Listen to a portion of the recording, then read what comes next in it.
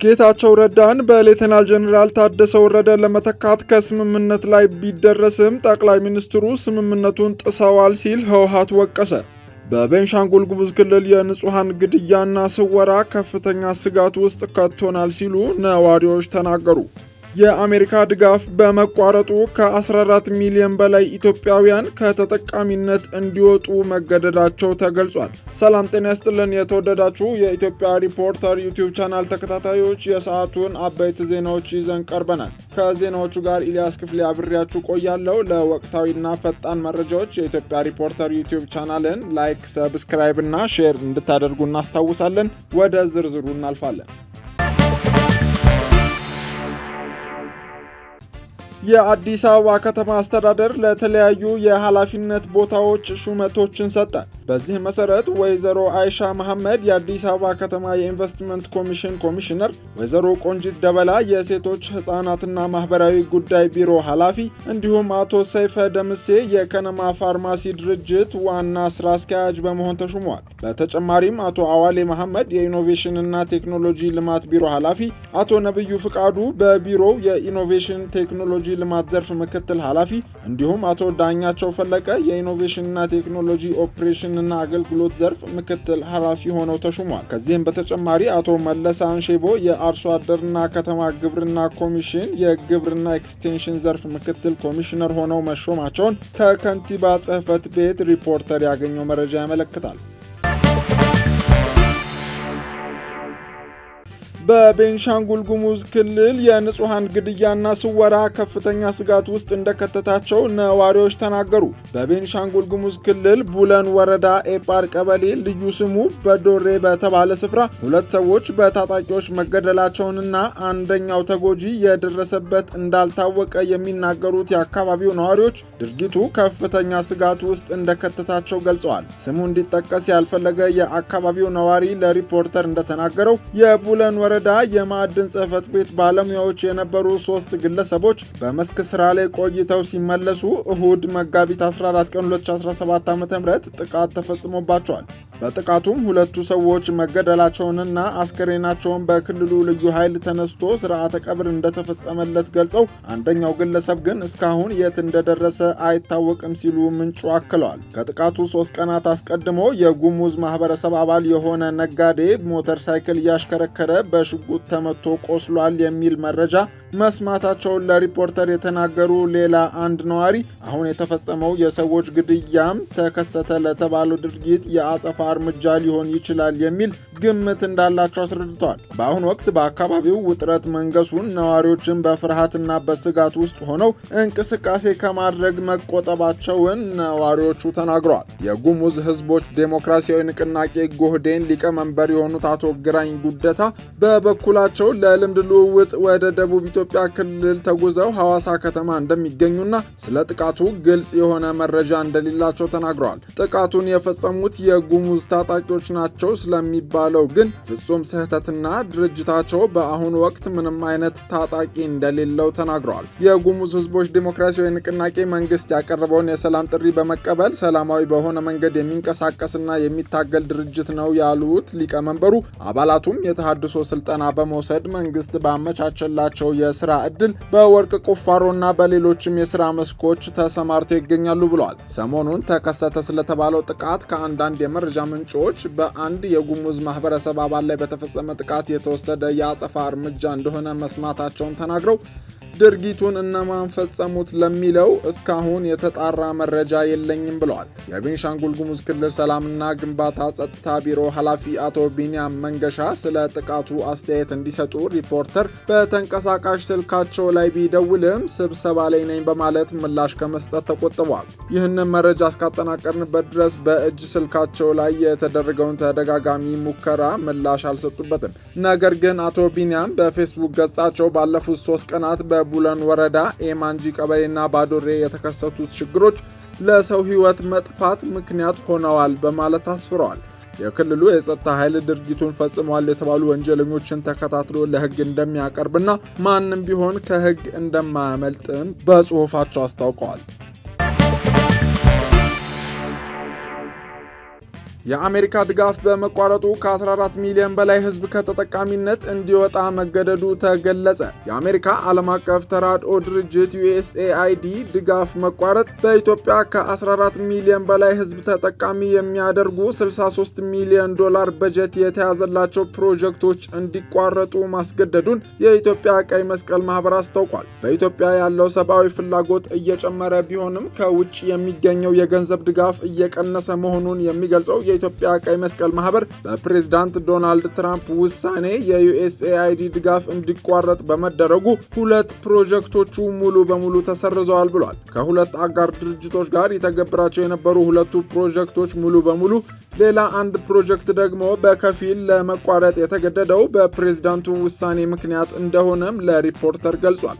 የኢትዮጵያ ቀይ መስቀል ማህበር የአደጋ ስጋት ሥራ አመራር ዳይሬክተር አቶ ድረስ ደስይበለው የUSAID ድጋፍ እንዲቋረጥ ሲወሰን በዚህ ደረጃ ይሆናል ብለን ያላሰብነውና ያልጠበቅነው ነበር ሲሉ ለሪፖርተር ገልጸዋል። አሁን ግን ከ14 ሚሊዮን በላይ ዜጎችን ተጠቃሚ የሚያደርጉ ፕሮጀክቶችን ለማቋረጥ መገደዳቸውንም በማስረዳት አንደኛው ፕሮጀክት የጤና አጠባበቅ ስርዓትን ለማሻሻል ያለመ ሲሆን ለ5 ዓመታት ቢቀረጽም ለ1 ዓመት ከ9 ወራት ከተተገበረ በኋላ ተቋርጧል። በሀገር አቀፍ ደረጃ የአደጋ ስጋት ቅነሳ ላይ የሚያተኩረው ዲዛስተር ሪስክ ማኔጅመንት ሌላኛው ፕሮጀክት እንደነበረ የጠቀሱት ዳይሬክተሩ ይህኛው ፕሮጀክት በሚኖረው የ5 ዓመታት ቆይታ ከ14 ሚሊዮን በላይ ዜጎችን ተደራሽ ለማድረግ እቅድ እንደነበረው አክለዋል።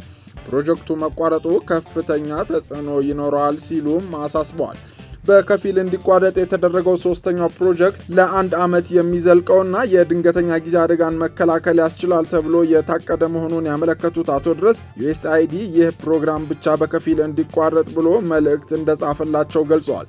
ይህ ፕሮጀክት የንጹህ መጠጥ ውሃ አቅርቦት ማስፋፋት፣ የመጠለያ ግንባታዎችን ማከናወን እንዲሁም ለምግብ የሚሆን ጥሬ ገንዘብ ለተጠቃሚዎች የሚሰጥበት የድጋፍ ማዕቀፍ መሆኑን ሪፖርተር ተገንዝቧል። አቶ ድረስ ከሌሎች አጋር አካላት ጋር የተጀመሩ ፕሮጀክቶች ተጠናክረው እንደሚቀጥሉም አስረድተዋል። አፈጻጸማችንን በማሻሻል ከተለያዩ የውጭ አካላት ተጨማሪ ድጋፎችን ለማግኘት እንሞክራለን ያሉት ዳይሬክተሩ ማህበሩ የራሱን ወጪ በራሱ ለመሸፈን እየተንቀሳቀሰና አሁን እየተተገበሩ ያሉ የተለያዩ አገር አቀፍ የሀብት ማስገኛ አማራጮችን ማስፋት ላይ ትኩረት ይደረጋል ብለዋል።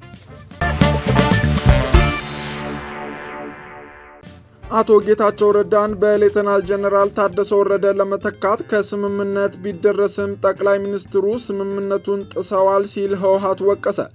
የጠቅላይ ሚኒስትሩን የእጩ ጥቆማ ጥሪም ድርጅቱ አውግዟል። በዶክተር ደብረጽዮን ገብረ ሚካኤል የሚመራው ህወሓት ባወጣው መግለጫ የፕሪቶሪያውን ስምምነት የሚቃረኑ የተናጠል ውሳኔዎችና ተግባራት ሊቆሙ እንደሚገባ አሳስቦ የትግራይ ህዝብ ስለ ሰላም ሲባል መሸከም የማይገባውን ግፍ ተሸክሞ ቆይቷል ብሏል። በኢትዮጵያ መንግስት በኩል ሊፈጸም የሚገባቸው በተለይም የክልሉን ህዝብ መብትና ደህንነት የሚመለከቱ ወሳኝ የስምምነቱ ይዘቶችን ከመፈጸም ይልቅ በስምምነቱ የሌሉ ጉዳዮችን በብቸኝነት በትግራይ ላይ የመጫንና የሰላም ሂደቱን የሚጎዱ ተግባራት ተበራክተዋል በማለት የወቀሰው ድርጅቱ የኢትዮጵያ መንግስት ከፕሪቶሪያው ስምምነት አፈጻጸም ጋር ተያይዞ የተሳሳተ አካሄድን ከመከተል ባለፈ የፖለቲካ ትርምስ እንዲኖር በመስራቱ ስምምነቱ በአግባቡ ተፈጻሚ መሆን አልቻለም ብሏል። በፕሪቶሪያው ስምምነት አንቀጽ 10 መሰረት የትግራይ ጊዜያዊ አስተዳደር በህወሓትና በኢትዮጵያ መንግስት ስምምነት እንደሚቋቋም መደንገጉን አስታውሶ በትግራይ የተቋቋመው ጊዜያዊ አስተዳደር የፕሪቶሪያ ስምምነት ውጤት እንጂ የኢትዮጵያ መንግስት የተናጠል ውሳኔ ውጤት አይደለም በማለት አስምሯል።